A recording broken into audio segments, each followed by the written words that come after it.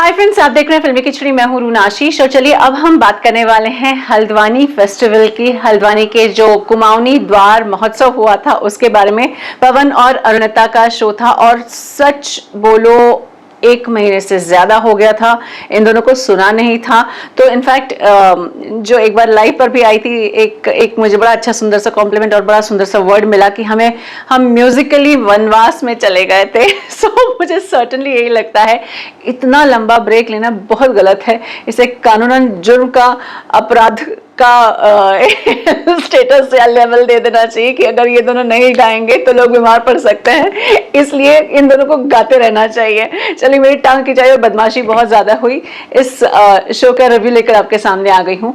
Friends, show इतना धमाल था कि मुझे इसके रिव्यू के भी 2 पार्ट्स बनाने पड़ रहे हैं। तो एक पहले पार्ट में तो मैं आपको सिंपल ये बताने वाली हूँ कि कौन किसने कैसा क्या गाया है। और यार, बड़े दिनों बाद सुनना मिला, मतलब कान को ना ठंडक पड़ गई, दिल को ठंडक पड़ गई, पेट भर गया। मन अभी भी नहीं भरा है क्योंकि हम इसको और सुनना चाहते हैं, इन दोनों को और सुनना चाहते हैं और हर हफ्ते सुनना चाहते हैं, बहुत सुनना चाहते हैं। बस इससे आगे मैं क्या बोलूं। एक तो वो जो पूरी सेटअप थी वो देखकर अच्छा लग रहा था। इतने सारे लोग थे जो पवन और अरुणिता को सुनने के लिए आए थे। सर्टेनली यंगस्टर्स भी थे, बच्चे भी थे उसमें, middle age people were also there, बुजुर्ग लोग भी थे। इतने सारे लोग थे कि मतलब हर तरीके के लोग वहां पर आए थे सिर्फ इन दोनों को सुनने के लिए।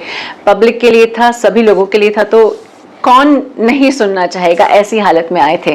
तो उसके बाद जब हुआ तो अरुणिता आई, अगर तुम साथ हो, लग जा गले, जो वादा किया, गूंजा सा है कोई एक तारा, जो भेजी थी दुआ, और काली खाली रातों में, ये वाला सुना। और साथ ही में उन्होंने गाना भी गाया, प्यारी जन्मभूमि मेरो पहाड़ों। और चलिए, उसके बारे में मैं अगले स्टोरी में डिस्कस करने ही वाली हूँ। तो अभी के लिए उधर जाकर मैं रख देती हूँ इस गाने को और इसके बाद मैं बढ़ती हूँ पवनदीप के गानों के लिए।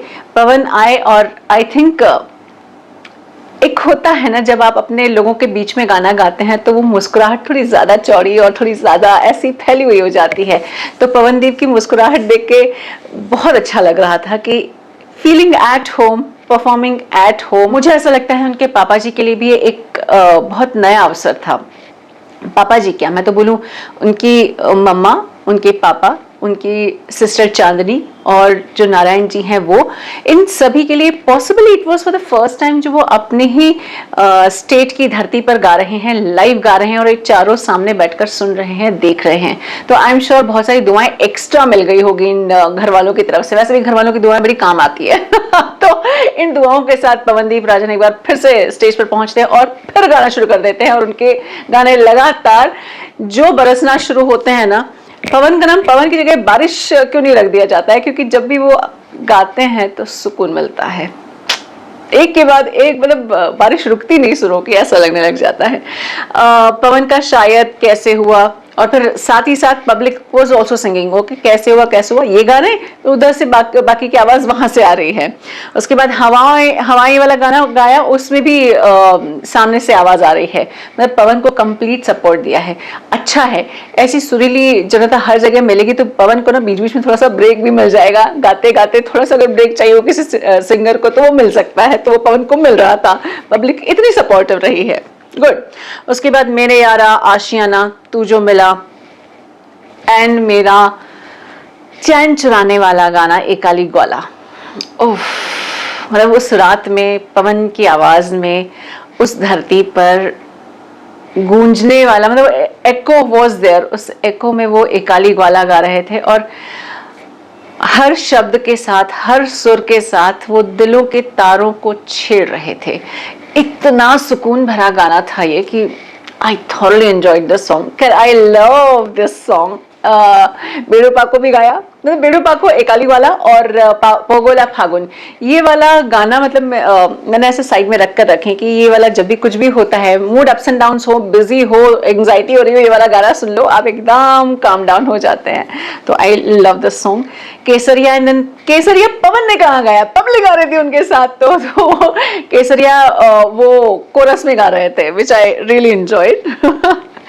और फिर आज फिर तुमसे प्यार आया है, यार यारा तेरी यारी, and then he came on keyboard पे उन्होंने आने वाला पल, तुझे याद ना मेरी आई और लंबी जुदाई, ये वाला गाना गाया। और जैसे ही गाना फिनिश किया वो पहुंच गए तबला बजाने के लिए। Rarest of the rare person. Okay, आज जाने की जिद ना करो, कोई जिद नहीं कर रहा है। पवन, ये वाला गाना मेरे हिसाब से ना गड़बड़ गाना है। जाने की जिद कोई नहीं करता, जब तुम गाते हो ना तो सब आज बैठने की जिद ना करो, ये वाला गाना इसको क्यों नहीं बना देते हो? कोई जाने वाने की जिद नहीं करता तुम्हारे सामने तो। Anyways, coming back to Pavandeep and leaving my बदमाशी over here, then Pavan came again on guitar, और फिर मैं चाहूँ तुझे या मितवा, उसके अलावा माई तेरी चुनरिया, नादा परिंदे, साडा हक, बेडू पाको भी गाया। बहुत मजा आया, मुझे सुनने में इतना मजा आ रहा था। मैं बोल रही हूँ ना, मुझे बेडू पाको और पोगरा फागुन और एकाली वाला हमेशा पसंद आते हैं। उसके बाद तेरी मिट्टी उन्होंने गाया, फिर डुएट की बारी भी आई। अच्छा, इस बीच हुआ ये था कि बीच में डुएट वो गा रहे थे, and then again he continued with his songs. Okay, so पहला नशा, मेरे ढोलना, मनिए साहिब जी, अरुणिता गाती है और मुझे उसके इंडियन आइडल के दिन याद आ जाते हैं, और वो इमोशन याद आ जाता है जब मैंने पहली बार अरुणिता की आवाज बैठकर सुनी थी, और ऐसा लगा था कि ये लड़की, मतलब इतनी मीठी कोई कैसे आवाज हो सकती है। इतने सालों बाद मुझे किसी आवाज ने अगर रियली अट्रैक्ट किया था, दैट वाज अरुणिता।